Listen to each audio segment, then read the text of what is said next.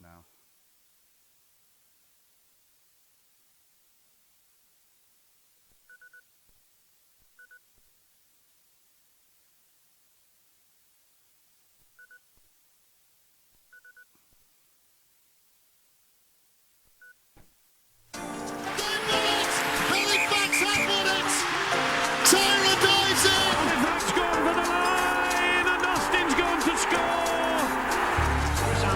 To receive the cup. There's nothing to beat a win at Wembley. Black who's going to go for it. Black for the 1 point to win the grand final for Halifax, and he's done it. Ben Black strikes. Hello. Hello. Here's another review video. Hello, welcome to the live post-match reaction stream to the Oldham Halifax Panthers game. We won this game. Yes. Let's chew the fat together. Let's see what everyone thought. My name's Mike Hague, as you probably already know. With me is the only man in West Yorkshire with worse lockdown hair than me. It's Mr. Rick Farrell. How are you doing? Up the Panthers, what a win. Start off as you mean tomorrow. Yes, let's not positive things. Yes, exactly. We are proud to be sponsored by the company that you saw emblazoned on our lovely shirts today, Eclipse Energy. And go, Rick, where are you? There we go. And also by the wonderful lads at Delivery. And yes, we've done this so that you can all get involved, comment away. Who's your man of the match? Who are you impressed by? Any negatives? We'll send them in, we'll address everything. So let's get straight into it, shall we?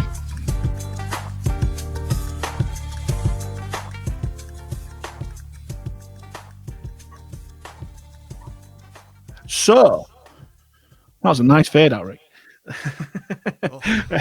So, winning game. winning game. Always good to get off to a win. And what I'll say straight off is that it's probably a good thing that we did have such a tough game. Oldham coming off, hiding from Fev. Always wanted a point to prove, and we got a good tough game. I know on the previous podcast with Nathan Farrer and Will Bonfield, we said that it's a decent run out. They still had a point to prove, and it was a good tough match, wasn't it? Absolutely, mate. I think it was a classic first game in a year sort of game, wasn't it? Loads of errors, but rough and tumble.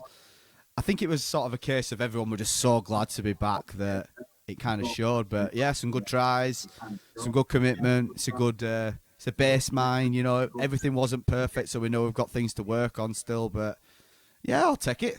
First game in a year. Yeah, exactly. Apparently, I've frozen. Yeah, you have. You've been frozen. I should let it go, shouldn't I? I don't understand why. Just let it go, shall we? As long as you can hear me.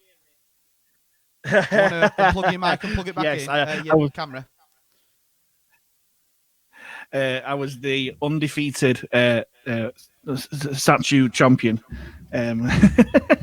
from West Yorkshire, 1989. Right, hang on, bear with me.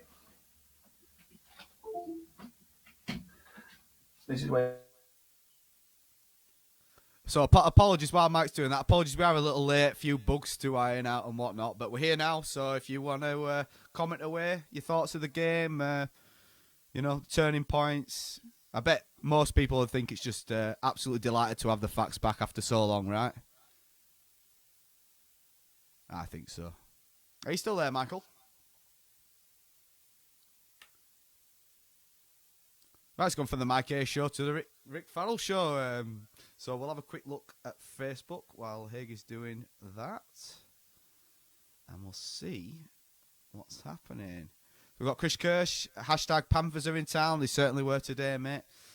Stuart Tattersley, impressed by Springer. Yeah, I think on the whole, showed up really well, didn't he, for a first day out in a fact shirt. And that's about it so far. So if you want to get your comments in or anything you want to talk about today's game, feel free. Mike, you there? You're moving again. Can you hear me now? Yes, we can. Yes. Way, lovely, great stuff. You can all see my wonderful dance moves because that's all you can see on this live stream. Yes. That's all people say. Yeah, because we born about. Plus, I'm being dazzled by your lights anyway. But yes, I know, sorry, Chris sorry. Kirsch has got it right. The Panthers are in. The Panthers are in town, and yes, good to get off to a win. And I was really impressed. I was obviously we're bound to be rusty first game, but let's focus on who the commentators focused on. It's nice and easy. Harrison Robinson. Yeah, but Harris is just. He's got such a weird. The Sharon, the commentator, said that he was nicknamed the Ghost at York, and I can see why, because he had such a knack. It kind of he'd get the ball and stand still, and then just kind of creep through the defense, and it was unbelievable. But yeah, I'm very, very confident in them going forward. Yeah, I have to kicking admit, I game thought a the little bit first half iffy, were a but bit you're bound to shaky. get that big blustery there. Yes, but as like I've said to my mates and stuff, and as I said on commentary, bound to be rustiness. It's a year since we've all played, and yeah, it's we're bound to have cobwebs. Oldham had that advantage of playing against Fev last week.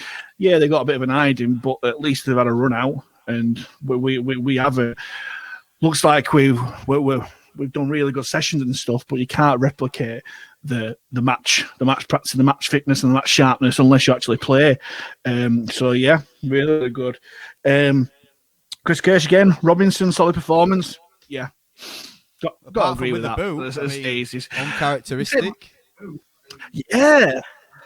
Yeah, well, they said on commentary that they had a wealth of kickers, and like, because I know Rawstorm can kick, Woodburn Hall can kick, Liam Harris can kick as well. We've got a richness of kickers there, really. So maybe there'll be lots of practice for the next week, and it's kind of what we said previous podcast that replacing a points machine like Tyra is so hard to find, because a goal kicker that's going to give you 80% over the season is priceless. And we know Robinson can do it. He's done it for York as well, and it did look very, very blustery there. Hopefully, if anyone from the club comes on the on the stream and confirms that, then hopefully we'll have a bit more accurate than there. Stephen Robert Shaw heard Walcott. I'm guessing Calcott had big match. Yeah, definitely. Walcott. So we haven't signed Theo Walcott on the wing, although it would be quick. The thing about the Panthers is they always try and walk it in. Hey, there we go. Good old IT crowd reference for those there. But yes, I completely agree. I've got my notes that I made of the match. Calcott start eager. You could just tell when the camera focused on him as he came out, and you could just tell that he was on it, and he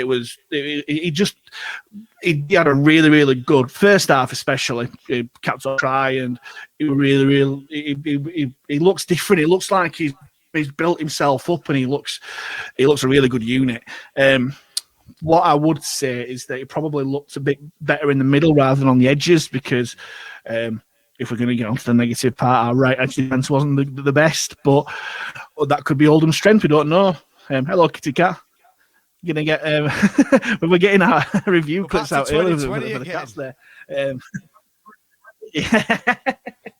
It's a Panthers win, and the cat has come on the live stream for it. But yeah, Will Calcott, it's great to see that your local lad stepping up, and that Grix has had faith in him to put him on the starting lineup, because I know you can't read too much in pre-season friendlies and stuff, but it is a statement of intent. If you're in that first starting lineup in that first pre-season friendly, it must have been doing something good in training to keep other lads out. So yeah, I completely agree. What do you reckon?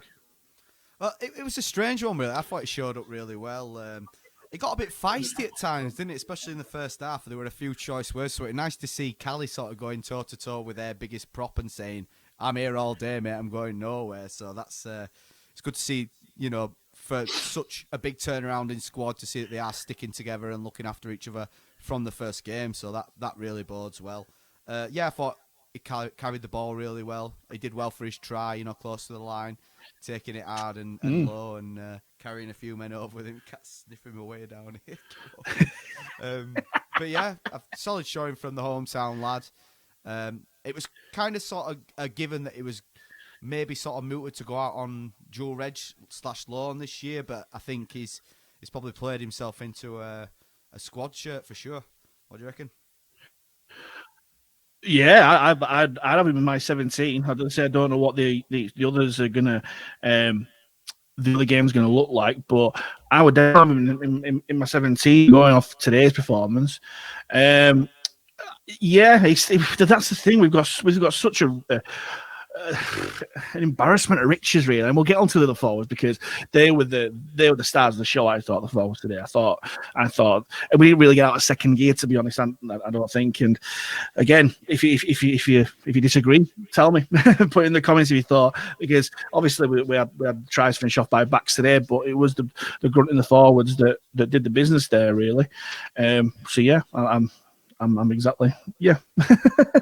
Sorry, I'm trying to let people know on other platforms that we're just on Facebook. YouTube just isn't a no-go at the moment. This is a work in progress. As I say, it's something that we thought we'd do because we don't have the pub or anything to go to or at the South Stand Lounge or anything after the game to give our reactions and stuff. And this is just a good way for you lot listening, watching, to get involved and let us know what you think, really. So hopefully next time we're on YouTube, but it's just Facebook for now. So apologies, Mark Zuckerberg is getting royalties for this because he needs them, really. Let's look at more comments, shall we? James Marsden, thank you very much for getting in touch. He's gone full enthusiasm. A state of euphoria. Every hit, every pass, every play felt amazing. Yes, we weren't great. It was a great performance today. We haven't got a game for over a year. A lot of new players coming into the squad. Yeah, completely agree that we've got to gel, and we've got over the subject to death. We've lost so many players in such high responsibility in positions, with Tyler and Morel. Obviously, Tom Gilmore's gone to Batley there as well. Brand new halfbacks, and they, even though they know each other well, they play together and stuff. It's working out those combinations with the other players, and by and large, I thought they did pretty well, to be honest. Yeah, I think there was a few sort of moments where I was a bit worried because there's certain things like I think the biggest worry for me was sort of errors at the back, under kicks and stuff like that. But that's the sort of things that you can work on in training and fix on. But for the first hit out, I totally agree with James. You've got to be enthusiastic about that. There was a break from Morris through the we kind of got glimpses of what's to come, didn't we, in the first preseason, like Springer's offloading game, which freed Morris through the middle. We expect to see a lot of that pushing through, and yeah, it's a good first hit out. There's still a hell of a lot to work, and I'm sure Grixie will admit that in his post-match press conferences. And we made way too many mistakes, gave a fair few penalties away, but for the first game after a year, new rules since we've last played as well, all those new signings, really impressed. Yeah, really impressed. From what I saw, anyway. Yeah, and it's yeah. Rick didn't see 20 minutes of the game, so we're filling in the blanks for him. But it's what I said before. Simon Griggs will probably learn a lot more from that performance, and it'll do us more good than it would have done if we'd have put 60 points up them. Because you don't really learn, because is it because they're so bad or we were so good? Well, at least we know we've got things to work on, like our edge defence. We did give away stupid penalties, but this is Halifax, and even though we're called Panthers, it's still Halifax. We still give away stupid penalties game after game and tearing our hair out and stuff. So yeah, nothing's going to change on that one. Let's go to the comments. Stephen Robert Show again. Riggers is a Panther. Riggers. Don't know who Riggers is. I don't know who Riggers is, but hey ho. That's his nickname. Oh, him. All right. He's called himself. Yeah. He's called himself a Panther. There we go. We're all Panthers. We're all Panthers here, definitely. Chris Kirsch again. Yes, the new away kits look great on TV, and James Marsden agreed. Didn't like the away kit when it first came out, whether it looked great on TV. Spot on. Go on, Rick. No, I say I totally agree. I thought I have to admit, I wasn't sold on the away shirt 100% compared to the home shirt, which I really love. But seeing it on the players in the flesh on TV, it really stood out and it really looked good. So, definitely sold on that now. Yeah. Oh, for sure. Like I think I called it at the time, which is probably code for I'm not right keen on it. But again, it looked the business, and I can't wait to see us playing blue and white. And hopefully, because we're playing at home against Battler, there's no kit clashes there. So hopefully, we're wearing the blue and white again there. So hopefully that is the one there.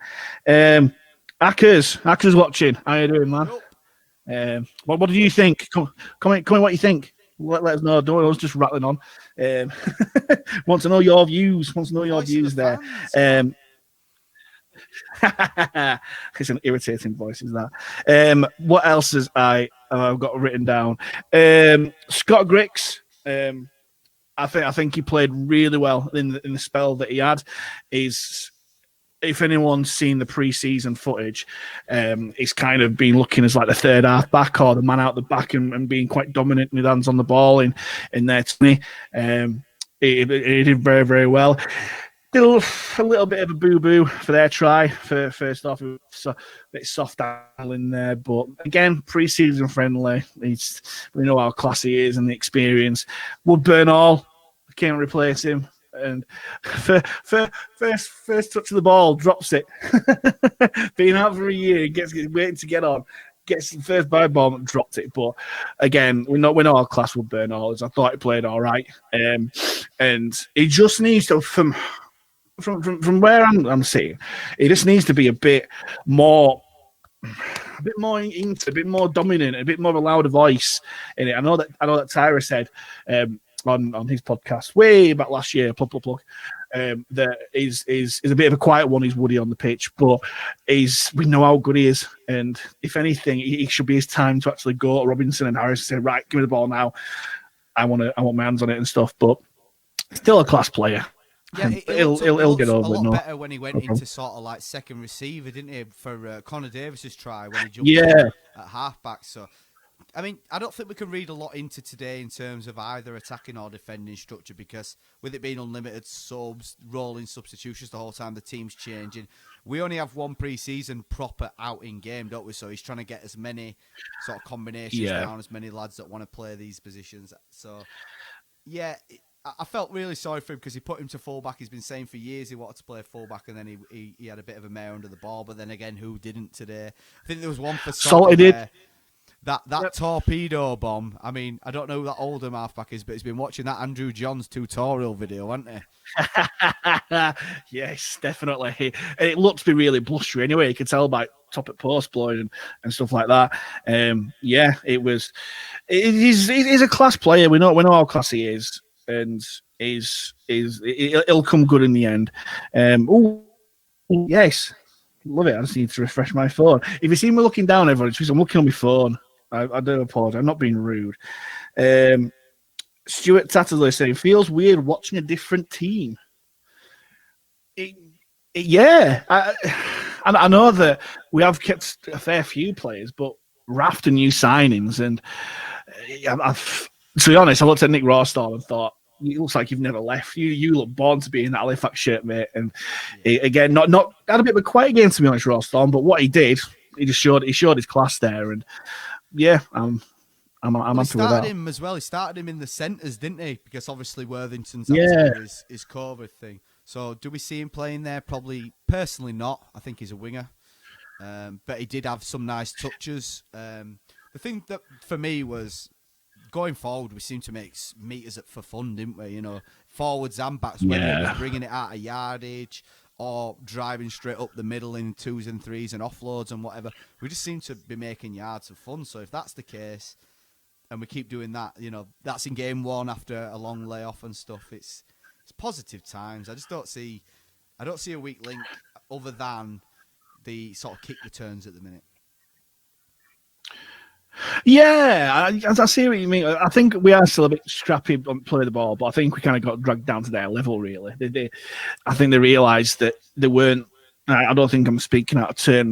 They weren't the better team, really, but they made up for it in doggedness and and a bit of spite in the tackle and stuff, and we just lowered ourselves to their level a bit. But once we were able to run our moves and run our sets and stuff, we saw Springer breaking through. You mentioned that ball to Morris, Colcott broke through, Barber broke through Garside. Yeah. We've got the pace to do it, and I'm looking forward to playing at the big wide pitch. I think we've got some promise there. Sarah Legg, nice to see you there. It was nice to be able to watch them all again. Yes, that's the be all and end all. It was great to actually see a Halifax game. Yes, we'd all love to be there on the terraces or the seats or whatever, but it is what it is. Got to make the most of it. The commentary team were great. The camera work, we'll have to let what's be desired. But hey ho, it's we can't. Never mind the camera work. What about the scoring? Oh yeah, no, I've got it. At one point, we were winning -1-0, weren't we? I've got it as Oldham not missing a kick. I've got my notes here. But anyway, the main thing is we won. Score. Yeah, score's pretty relevant in friendlies, really. But we scored 6 tries to 3. And that's the most important. I know it's a bit of a rugby union term, but that's what kind of makes the score a little bit flattering to Oldham. If you put Robinson's kicks on there, it's 36-18.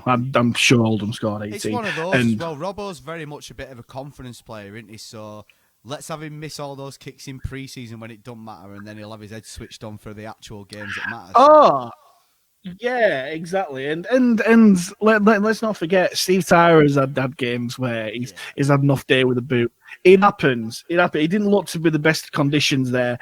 It's the same for both sides. As you're right in saying, you get your mistakes out early. And with being a goal kicker as well, that's one of the few things I could do when I played rugby back in the day. It's all fair and well practicing, but in an in-game situation, it's different because you might have run 100 meters to score a try, and you've got to get your breath back and get your focus on to kick the goal. Robinson might have taken a massive hit before. You don't know these things. I think this is like our league. This coverage. Zooming on the cat. God, get your grass out of my face, cat. I swear to God. That's got to go on the review for next year. Stephen Robert Shaw, early days for the boys. It next venue, Batley. Then it will lift the boys for Feb. We've got to beat Batley first. You can't think too far ahead. It's tantalising. Is a prospect of playing Fev or Bradford in the next round, but we've got to get past Batley. And Batley, an all right team. They seem to be our bogey team in some respects. They've got one thing that they haven't had in many years that gives them a massive advantage over us, and that's half a dozen ex-Fax players that are highly motivated to play against us, which, if history tells us anything, that's never normally a good sign. But history's in the past now with the Panthers, and we're 1 from 100% as Panthers, boys. Yes, definitely. What's it called? Tom Gilmore and Ben White. They're our new halfback pairing. They'll be settling in together, and they'll want to pick off their whole side. And it's a West Yorkshire derby as well, so you can't write off Batley for sure. I want to play a game with you, Mike, if you're ready. Stuart Tassel. Oh, go on then. Well, read the comment and then I'll give you your game. There's a few that's come through actually. Stuart Tattersley, would Steve have missed them kicks? We don't know. As I say, we all know how good a kicker Robert Robinson is, but it's one of those blustery day, first hit out. It happens. You know, I'm sure that rugby league's all about getting into a groove and your rhythm, isn't it? And it's going to take some time for that to come back, especially for goal kicking, which is something that's so methodical and the same way over and over again. Because once he gets his eye in, there's no better kicker in the championship. No, I completely agree. James Marsden again. The thing that stood out for me was how he hunted in packs. Once we lost the ball, we were tackling in 3s and 4s. Haven't seen that from Fax in a long time. Yes, I'm glad someone's brought that up. Going forward as well in 3s and 4s. Yeah. Yeah, more Borough and Curtis Davis had so many options when they shot out of dummy half a little bit. They had options both sides. They had forwards willing to take it to the line and pass there as well. It was I completely agree with that. It's a side to me. It looks totally like what it is. It's a side that's been built in the image of its coach, because that's exactly how he used to play. Yes. Yep. Oh, for sure. He's said before in Q&As and interviews that he wants players who are utility value, but most of all hard workers. He don't want anyone without any effort left on that pitch, and we saw that today. And I was salivating sometimes. If we get on a dry track with Gadwin Springer, Laroyer, who the commentary want to say, Morris, Fairbank, who else have we got? Dan Murray as well. I'll tell you who showed up if pretty they're well on the me, front especially in foot. defence. Matt Garside, I thought, played really well. Yeah. He's not necessarily noted for his defensive work. He's very much an attacking second rower, but yeah, he definitely plugged up that left hand side. Nothing kind of came down his channel at all. But yeah, the soft hands that Springer's got, and we all know how good Morris and Fairbank are with their hands. And I was impressed with Leroy as well. To say, a few eyebrows raised when he re-signed and stuff. But again, as I've always maintained, if Leroy, kind of similar to the point I made about Calcott, if Leroy does his work in the if he's solely a middle player, Leroy is devastating. He's such a good player. Yes, he gives away penalties, but who doesn't? Bobby Fairbank gives away penalties. Really, you know.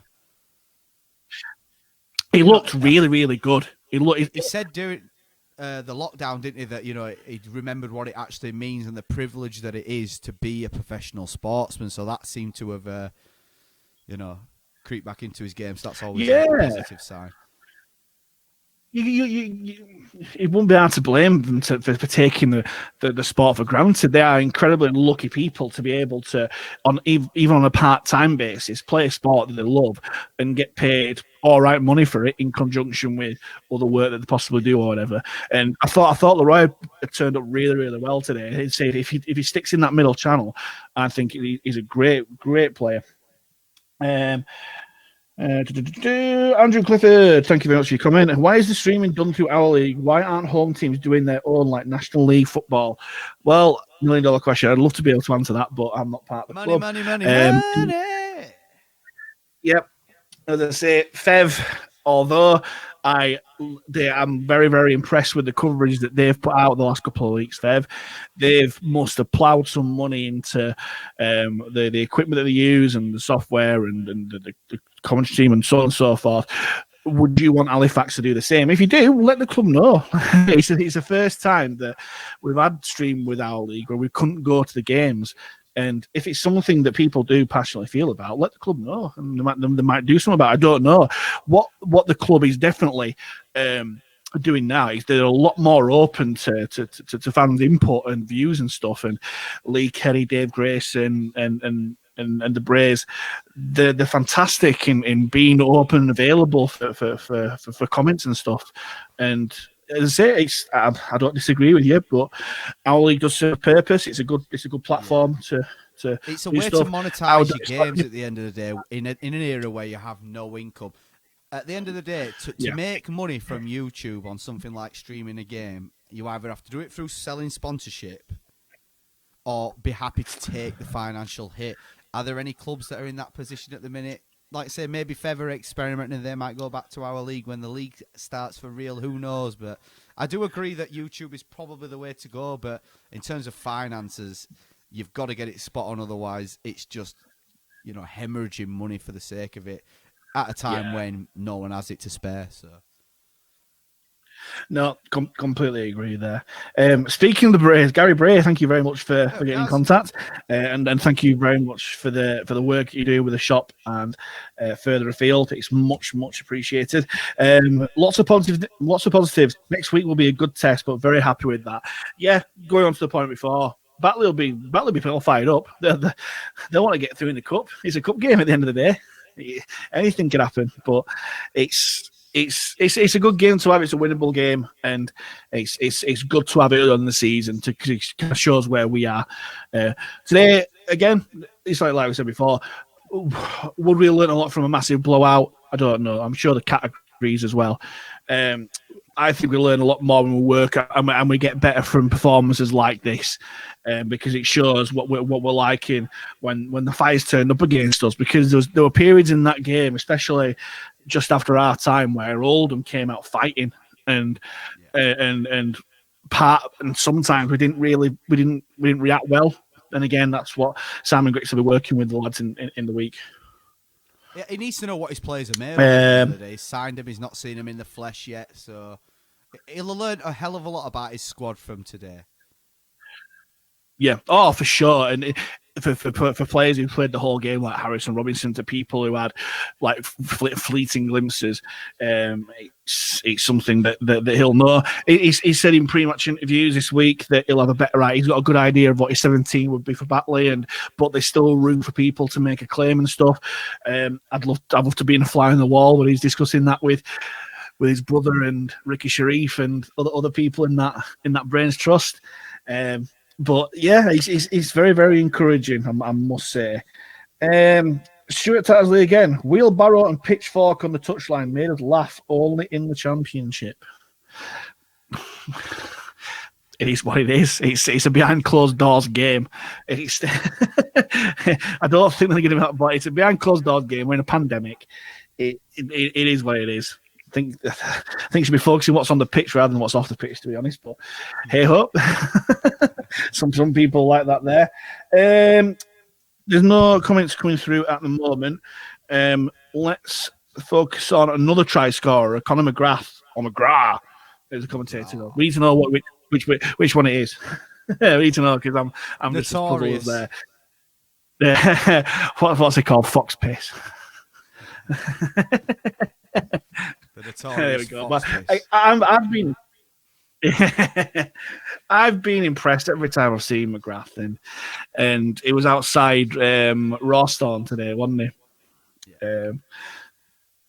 And he took his try well, and he works really hard, and that's a sign of a good winger. That he's not scared of getting involved. He's not scared of, like, when ball went dead or whatever. He was one of the first to be offering himself up if Salty got the ball to 20-meter tap, or he'd run and take a 20-meter tap himself. That's always a good sign, and he just needs a good run of games because absolutely, yeah. I mean, we've all seen his progression, haven't he? He's naturally progressed from reserves all the way up to where he is now, and this is the year where, to be honest, I thought last year would have been the year he broke through, but obviously, you know, we had Salty come through and show himself as a really good winger / centre. So, yeah, he's getting better with every game. What I like about Conor is he used to, as a younger player, if he had maybe a sight of the outside, he'd go for it and get bundled in touch. He's learning now when to go for it, when to come back in, when to cut back, and like you say, he takes that role, because obviously for Fax over the last couple of years we've had our wingers that do a lot of sort of out of yardage work. He seems to take that, he seems to relish it, he seems to enjoy the arm wrestle as well, and then he can obviously score some tries. So yeah, of course, we've seen him in reserve games. He's been a level above reserve, and that's where he needs to play a better standard rugby, and that's what the modern winger does. Now they've got to be good coming out of yardage. I saw a quote from Christian Wolf about Tommy Makinson and his testimonials going on now, I believe, saying that, and he said something to the effect of that if you're a prop forward, you want to play with Tommy Makinson because he takes 20-30 hit-ups a game for taking the load off the forwards. And when you've got players like Springer and Murray and Morrison Leroy, who might need a little bit of a breather because of the work they've been doing previously, it's so good to have outside backs who are willing to do the work. And when we've got a side with McGrath, Salt is brilliant out of yardage, Rawstorm there as well, McComb as well. I thought McComb played all right again. I thought he really showed out well today, to be honest. I was kind of under the impression that he might be sort of like a backup player, but I think he looked a real solid championship centre today. Yeah, definitely. I wouldn't necessarily have him in my starting 17, but he'd definitely be knocking on the door because of the players that we've got. It gives Grix a very nice headache because I thought he turned up very, very well, and he finished his try well, and he were all right in defence. So hopefully he carries on that form. James Marsden has commented again. Thank you very much. And he's all about Salty. Where do you play Salty? I personally think he's one of Halifax's best players due to effort and performance week after week. But is he a winger? Is he a centre? Now, that is a good conundrum. It's a good problem to have, isn't it? Very much so. He said himself that after all... Sorry, go on, Mike. Go on. Well, it's a bit like Eurovision. We've got a bit of a delay on our streams here. This is Solby Bridge calling. I'm stuck up in Tills. That's what it is. I'd have him in the 17 every week. You can't drop Salty because he's just he works. He's all the cliches that you can throw at him. He works 110%, runs his blood to water. The cliche bingo, all that sort of jazz. Ding.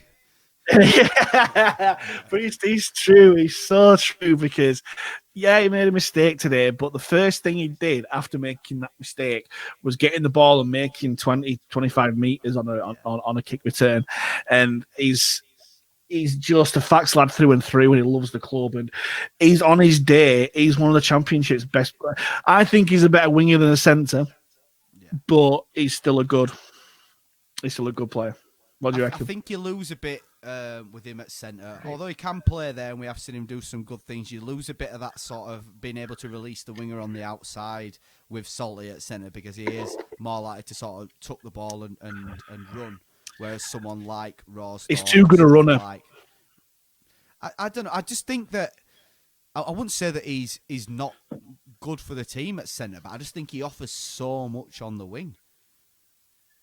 Yeah. Like we just talked about coming out of yardage and, you don't expect your centres to do that because they have a lot of defending to do. So why would you... Salty's a man. There was one thing today that even though a friend of mine commented like, he might look a bit overweight compared to what he was, he still had 4 men on his back. He was still moving forward. So he's not lost any of his strength. Really? Yeah. Do you not see it? Bloody hell, Mike, I only saw like 20 minutes of game and I saw it. I wouldn't say if Salty's overweight at all. I don't know. I'm lost on that one. But yeah, I'm not wing because he's such a good finisher, and usually he's good under eyeball as well. Chris Kershaw again. He's commented 1 Woodburn Hall. Say that again, sorry. He's just commented 1 Woodburn Hall. I think he's saying that fullback for Woodburn Hall. Yeah. Not off his first attempted catch of a kick, but like we mentioned, when you had, there was I think it was Connor Davis's try where he joined the line, actually as more of a halfback than a fullback, even though he was playing fullback at that time, I think. But we talked about this on a previous podcast, haven't we? That having the lads that not necessarily are going to stick to that position, but that can jump in at first, second receiver if they need, even though they're playing a different position and someone else can fill it. We've got this sort of utility value across the back line, not just in terms of positions, but in terms of adding yourself into the structure at times, Yeah. Oh, no, it's true. And we've said before on podcasts about the role of the modern fullback and kind of what you want from the fullback. They're practically third halfbacks now. You look at Sam Tompkins, he's Catalan's fullback, but he's practically a 6 in there. And that's kind of where that's Scott Griggs' strength, really. The fact he can chime into the line. And he's a dominant figure because of experience and some of his placements. Speaking of placement, kitty cat. But I think Woodburn Hall will learn so much off Scott Griggs. just like that kitty cat will learn a lot from you. But yeah, it's a good. All of these things, it's really good conundrums to have, which we haven't necessarily had for a few years, where you could very easily say, right, that's your fullback, that's your winger, that's your prop, second row, whatever, and you're not needing that. You haven't necessarily had that utility value there. Yeah. it's not necessarily fitting square pegs in round holes. It's just finding a nice groove to the shape to put in the hole. If will, Totally I don't know. I'm talking. Totally agree. You're gonna have to excuse me for a minute. I'm glad you did. I've left. Fair enough. Right. Well, while my producer and fellow presenter does that, I will go through the comments here. James Marsden again. Thank you very much. Do we have better / more natural centres in Wigan and Salty? Who do you drop off or leave out? Again, really good problem to have, because you've got so many options in that back line. Because you've got Woodburn wearing 4 on his back, but again, he could play full back there, like Chris has said. You've got Rawstorn, who's wearing 2 on his back, but wearing it was centre today. McComb, I believe, can play centre and wing there as well. You've got McGrath, who can play wing and centre. You've got Salty there as well. You've got all the players that my mind is. Ed Barber can play centre as well. Some say that's his best position. I don't know.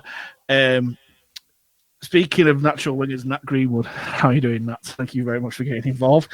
Souls did very well apart from socially distancing the ball on one of their kicks. Yes, it was a bit of a comedy of errors, but it happens to everyone. And I would rather have Salty on the wing in a position in a clutch position in the game than the pitch.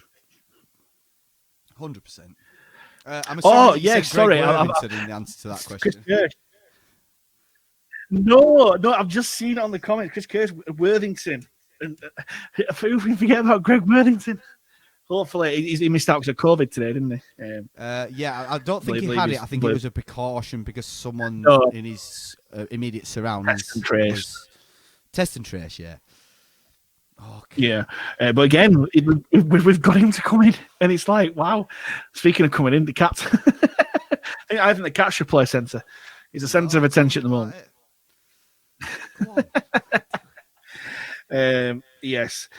Sam Beavers, thank you very much for getting in contact. As a Panther, I was really pleased with how Gavin Springer played today. Yeah, mentioned it before. He looks huge.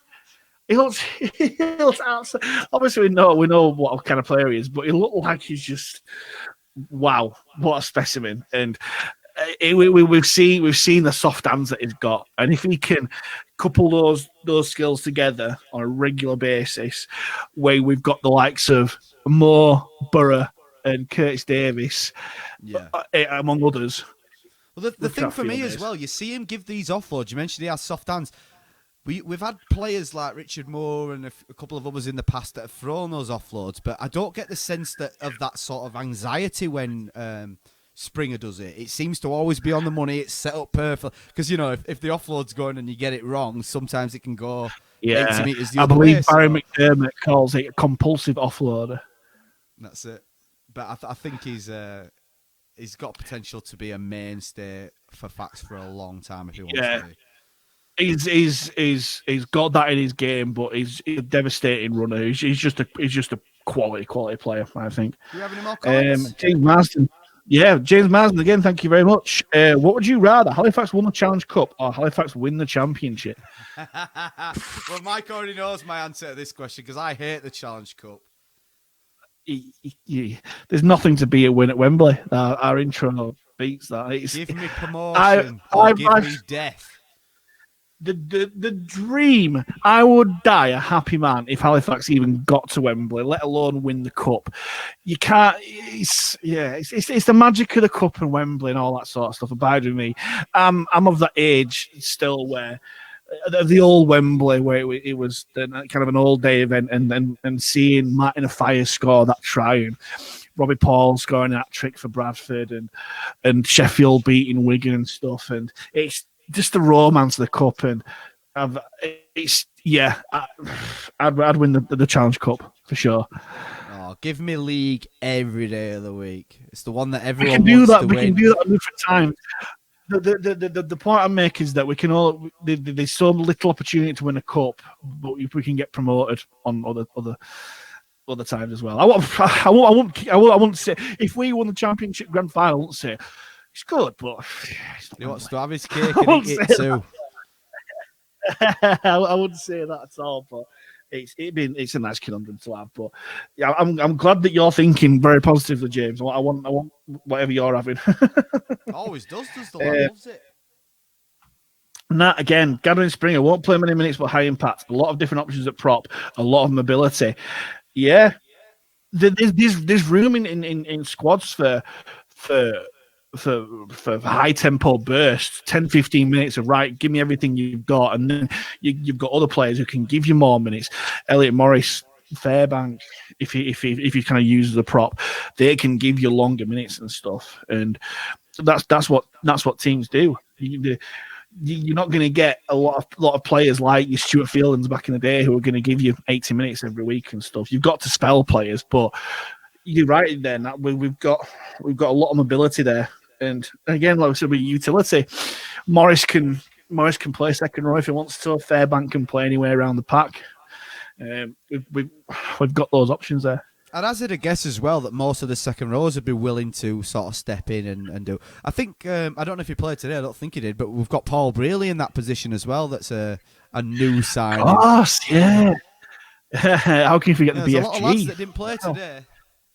Yeah. Oh, wow. That's put the cat amongst the pigeons. Ding, ding, ding. Another cliche bingo.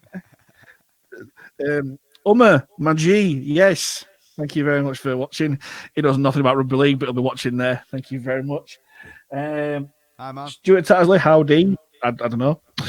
I'm guessing he's. I'll pick up his comment. What did you think of Oldham, Stuart Tattersley? Again, it's tough to say though. I watched the Featherstone game last week, and they were poor. Featherstone, a mixture of Featherstone being very, very hot and Oldham being cold, and they weren't the best there. But they will.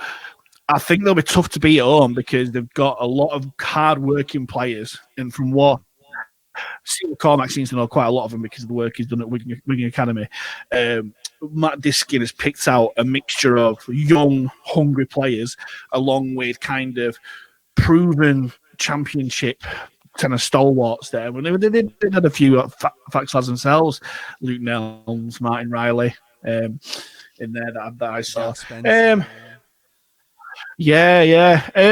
Do I think they're going to get relegated? It's tough. I don't think they'll get near the playoffs, but the thing about the championship is that the gap is narrowing between the top and the bottom massively. Before, you could really like split it in half. About you kind of knew who was going to be there and thereabouts in the playoffs. You knew who was scrapping out towards the bottom of the table. Now, I think there's more you can say that are going to be who possibly challenging the playoffs, and fewer who are going to be towards the bottom. The thing that Oldham have got to challenge is the fact that they won the grand final. And then they came and their season was disrupted. Newcastle have come up and spent a load of money, who they finished above. So it's going to be tough for them, but they'll give it a good go. That's one thing I say. One thing you can say about Matt Diskin's side is that they'll give it a damn good go. Yeah, absolutely. I thought they were sort of worth a looking, but as a newly promoted side, it's always hard, the long-established teams and all that sort of thing. Personally, I think they showed a lot of fight for the coach, so that's always encouraging for their fans. But if I was doing a scouting report on them, there wasn't much to fear. They weren't breaking through us. They weren't creating much. 90% of their good fortune came off the back of our errors. Yeah, and not without, even if I take off the blue and white tinted specs, I think we still had another 2-3 gears to go through, whereas you could tell they were putting everything into it. So it's good to have them back. I like Oldham as a club. They did all right. And Stillabridge, the Barrowfield's a nice little ground there, Stillabridge Celtic. But yeah, I don't think they're going to be pulling up any trees toward the playoffs, but it'll be interesting to see if they do stay up there. Kersh again, thank you very much. The directors with the coach have made so many great signings. If they gel, we will do really well this season. Hard choice for Grix to choose is 17 against Batley. Completely agree. My microphone's about to fall off. Yeah, I'm going to say what happened then. Are you still there? I don't know. I'm still here. Hello. It's never a sweet and plain sailing, is it?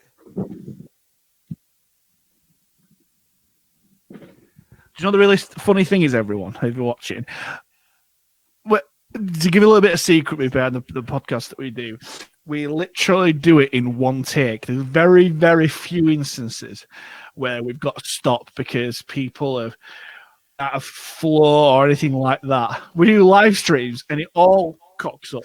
It all goes. So there you go. Inner workings. We do it live every week. We go live every week, but we don't go live. But yeah, it'd be very interesting to find out what his 17 is for Batley. It's complicated things for me because I had a fairly good idea in my mind what our 17 would be against Batley, but today there's been a few spanners put in the works, and I'm guessing that's what Grixie wanted. Oh, absolutely. You know, if he knew who his 17 were straight away, no one were going to break into it. What's the point in signing anyone else other than the 17 you've got? So. You know? Exactly, yeah. The one thing I will say is, it's James Marsden. He's like he's got in my head here. Well, he's asked, would Brandon be your first choice as captain? What I was just about to say is that what today showed is that we've got some really good options at hooker. Obviously, Brandon Moore we all know how good he is, and he's your automatic pick, but. We've always said that Curtis Davis is a fantastic prospect, a really good player, and I think today proved it for some people because when he came on, he was really good. Got a try that he very well deserved, and then Borough is just he's a machine. Yeah, a little freak of nature, isn't it?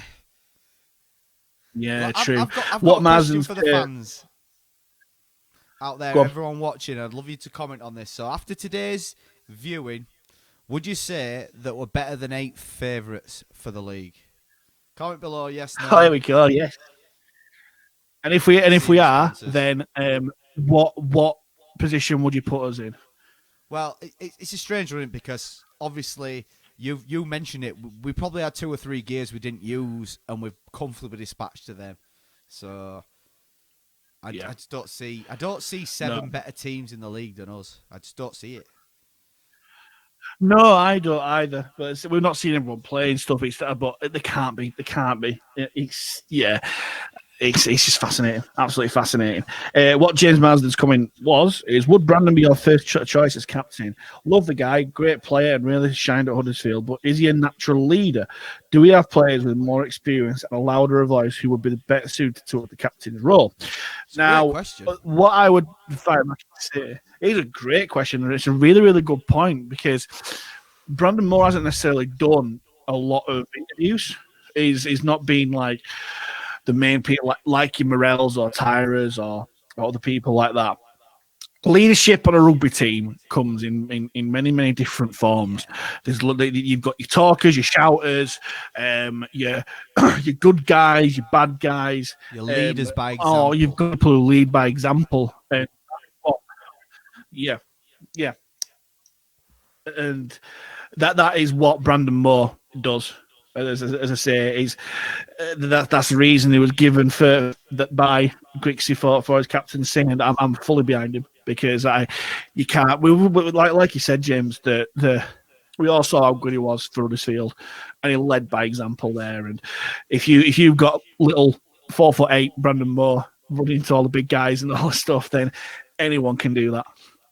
It's a case of as well when you've got someone like that's your captain. He might not speak a lot, but when he does, everyone listens. I think he's kind of explained it in his interviews, didn't he? And I've said it before. He was my choice ahead of everyone, just in terms of how much he's respected within the squad. But is that one player that, you know, they all play, they all work as well on side of it.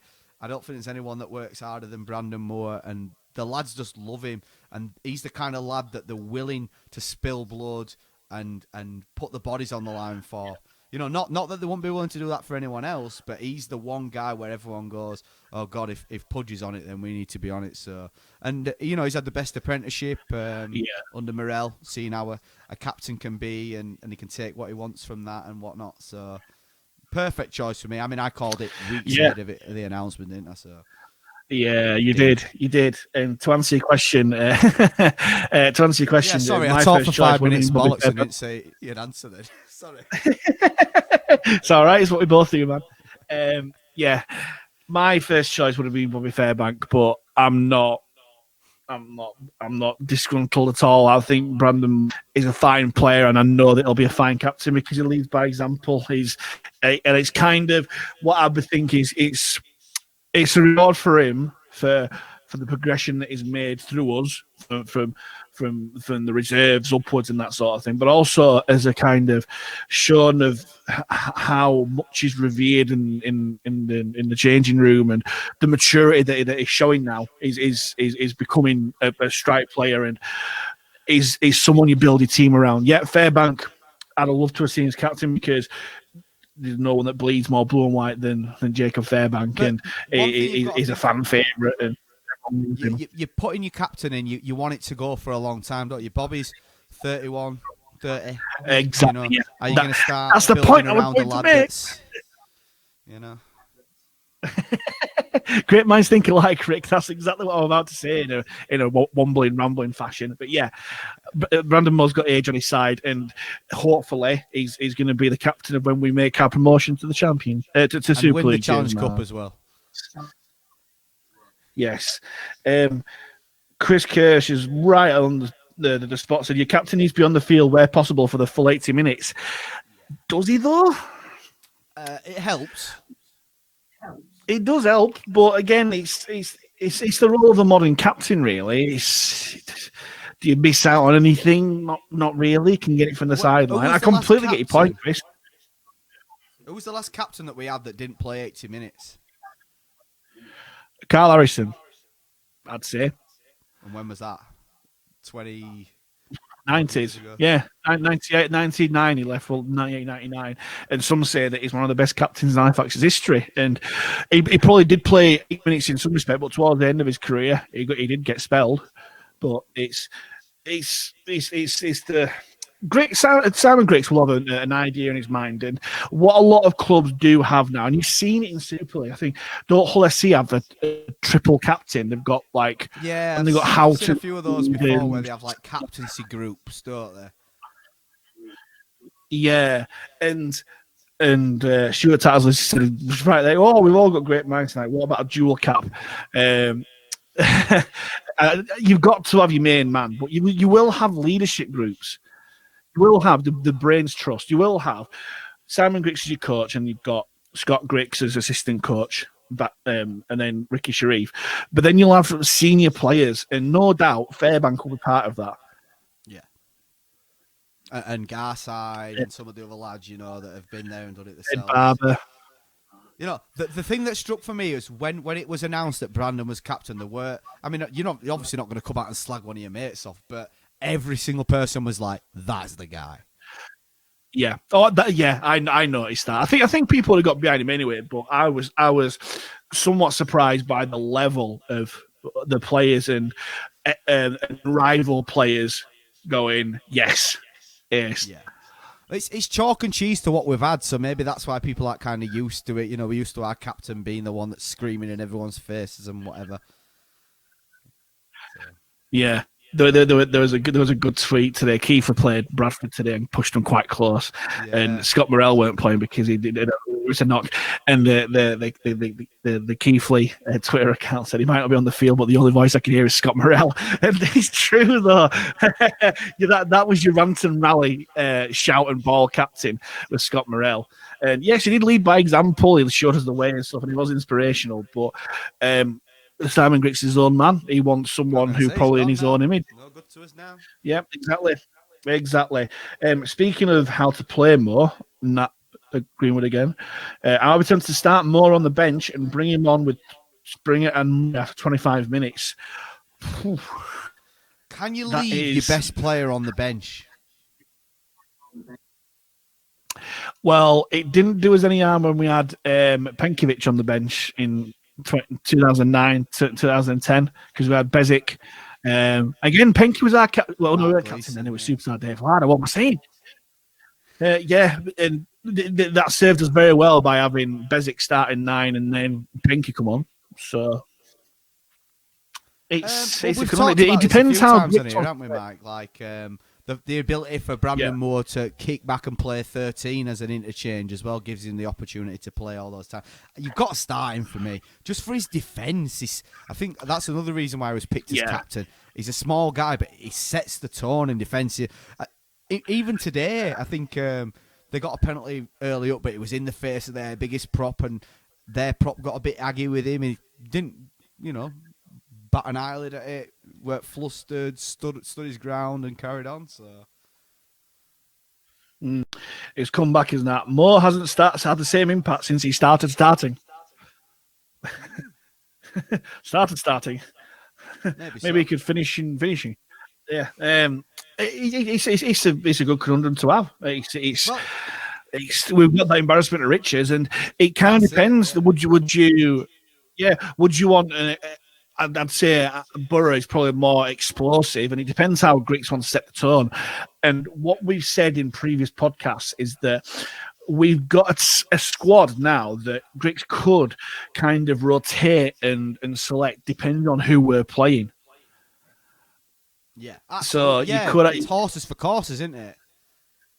Yeah, for sure. For sure. It's a lovely problem to have. I get what you mean, but you want to start with your best players. I'm a big believer in that, even though I said that Penke did well. He fitted the pattern. I think that Brandon Moore is... I think you better spelling him, because I think you'll lose some of it if he goes into loose forward. I think Brandon Moore is best by being in that acting halfback role and scooting and darting when he can. I think you'll lose some of that if you put him into loose forward and that, because we've got players who are specialists in that who probably have a better impact. But we'll see.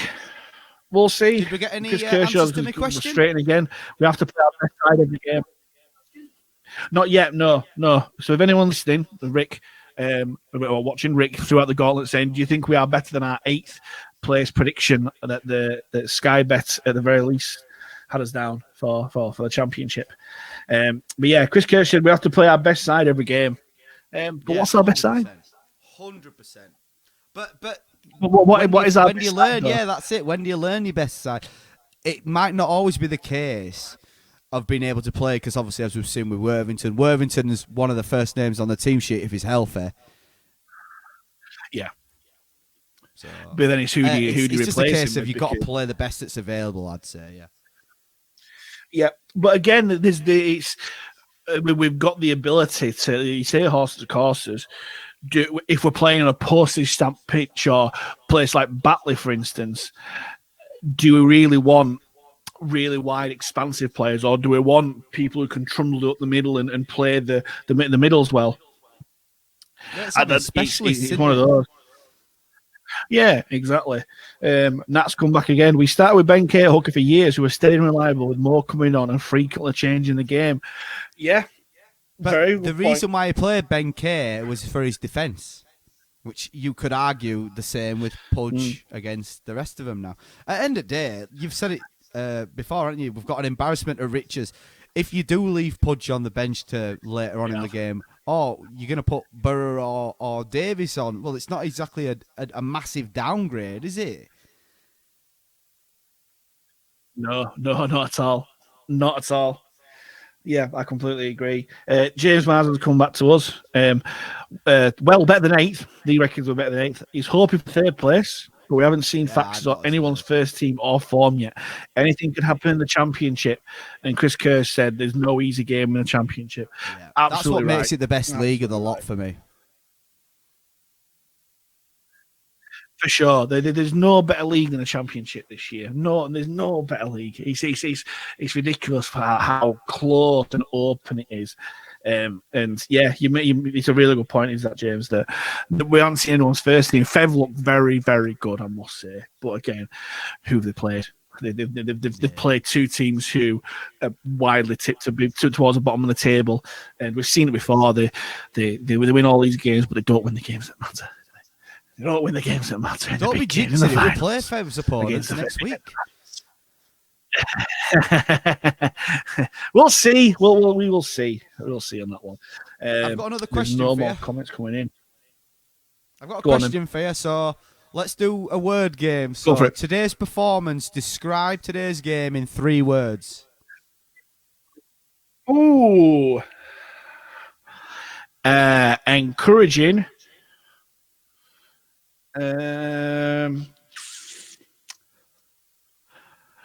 I'll put this one in with dashes in between.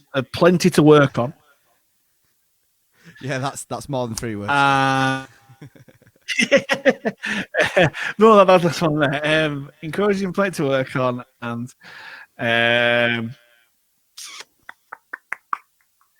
Panthers. Fair enough. You've not done much improv in your life then, Mike. Personally, Matt, it's a start. No, it's not one. It's a start. 3 words. It's a start. Yeah. Oh, Panthers. Yeah, of course are it is. back. We've got to start somewhere, and we started with a win. Yes, Panthers are here. Here. Panthers are winning. Let's hope for there. James, what was your highlight of the game, Mike? Love it. Loving the interactivity here. Hang on, I'm just going to go through the comments. Chris Kirsch's 3 words were just the start. There we go. Great James minds and all that. More Kirsch. to come. Like it. Yes. Love it. Exactly. Nat Greenwood said you might say feather on fire, but let's not go there. Let's not go there, shall we? Let's not go there. That's ancient history, is that? Is that a Warrington stand yes. joke? I think we're going to wrap. That's so 2010. It is. Yeah. Stuart Tattlesall has come back. He's been very positive. Not going down. I don't think anyone will have us going down. he's working from the bottom up.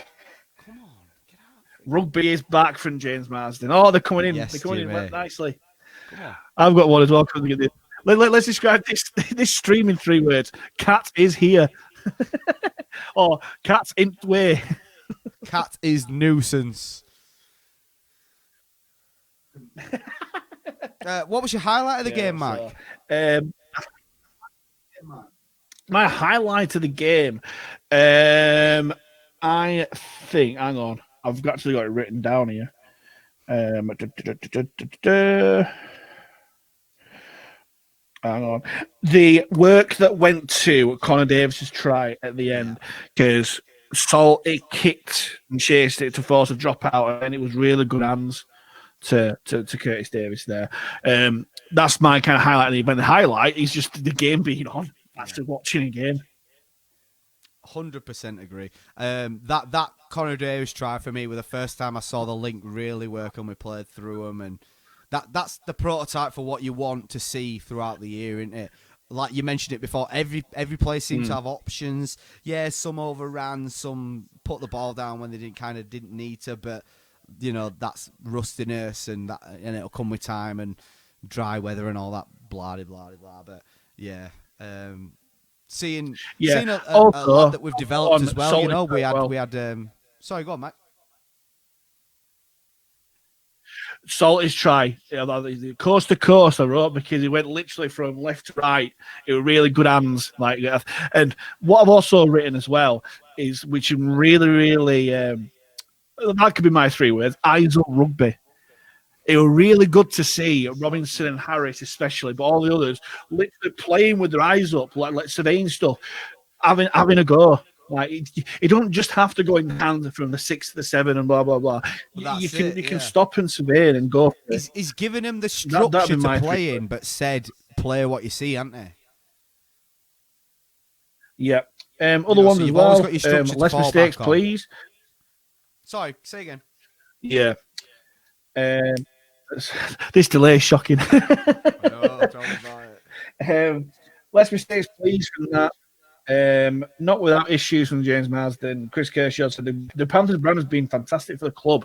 It has, and the proof was kind of in the pudding today because, like we said before, the kit looks great. The identity looks good. It's got people talking, and hopefully it's the start of a really, really good, successful era to come. Look at what it gave the commentators to work with as well. It weren't just facts, or they've got this, that, the other. Panthers. They had a whole thing to talk about. You know, they were selling our club for us. For sure. Oh, can we just say it as well? I thought the commentators... I'm not a big fan of Steve McCormick, but I thought that last were really good. Yeah, she works for Radio York. She's a good lass. Sharon... Really, I thought Steve McCormick were a bit biased towards them. I think you mentioned that he knows a lot of them. Yeah. Everything that they did was their mistake, and everything that we did was their forcing of errors, and I was kind of like... Yeah. I like Steve McCormack though, but he was incredibly biased today. It was like having Phil Clark in the commentary box. Not that bad. Calm down. Is it? James Marsden's highlight of the game was the effort. Everyone seemed to give 100%. Yeah, really good to see. Fantastic. And Chris Kirsch has mentioned Sean Jones. Hasn't ever had a lot of game time, but I really rate him. Yeah, really, really unlucky with injuries. It'll be like a new signing when he comes in, and I'm really looking forward to see him back because he's got the makings of a top player. Yeah, he's a bit of a beast, a freak of nature, isn't he? Really, he's got muscles on top of muscles, you know. I think it was kind of weird. He was just starting to progress, wasn't he? He had a lot of. If you remember his pre-season, not last year, but the year before, 2019, when we went over and played Hunslet at Fev, he had a lot of rugby union traits still in his game. You know, when he were getting tackled, he was always thinking about putting the ball back in a rugby union way. But he just needs game time, doesn't he, at the end of the day? He needs like you've said about a lot of them, they just need a run of games in the side, get some consistency, get some confidence back in the health that they're through it. I mean, the other one that we haven't mentioned at all is Cav, obviously. After his horrendous injury last year. Yeah. Again, it will looking good as well. New lease of life on being a professional player and all that. Yeah, definitely. He's probably the first one to say that he's not uprooted any trees since he's come to Halifax, but on his day, he's a brilliant player. And it was an awful injury happened to him. And hopefully, he's been kept on by Griggs, and we've got to trust him that he sees something in him that he wants to keep there. And yeah, I'm looking forward to seeing him back. Another facts lad. Absolutely, mate. Team full of facts lads. Exactly. Shall we wrap it up there? We've been on for quite a while. Wind it down a little bit. Exactly, but yeah, So thank you very much for getting involved, everyone. Yeah, if people want to do it next week, I'm more than happy to do it. We're all sat by our computers anyway, but yeah, I'm more than happy to do that. Hopefully, you've enjoyed it. It's work in progress. Hopefully, we'll be on time next week. Right, chill out, figure now. The it's not like I'm waiting or anything, but yeah, we've got the potential to do a lot more with the software that we've got and stuff, and we did have a dry run, believe it or not, this week, and it looks legit. I don't know what it looks like. I can see what it looks like here, but it was a bit of a rush job today through no one's fault at all. But no, it's been a pleasure to do it, and it's just a shame that we can't see each other. It's great doing this podcast and stuff, but it's great to be able to kind of chew the fat, see what everyone's thinking, the fans straight after the event. I think it's really, really good. But yeah, if you want to get involved, let us know. But if you liked it, share alike. It's a pleasure to do it for you all. I'd talk about Halifax till midnight if you let me, but I'm sure you get bored of me. You get bored of me all too soon. But yeah, we'll wrap it up there. Thank you very much, everyone, for getting involved. And yeah, cup game next week. I'm not too sure if we'll do a podcast before then, but we'll definitely do a podcast afterwards. All that. But yeah, Panthers era is here. Loving it. Yeah. Starting off with a win. Things you'd love to see. I've been Mike Haig. He's been Rick Farrell. And see 100%. You later. Up the Panthers. Cheers, guys.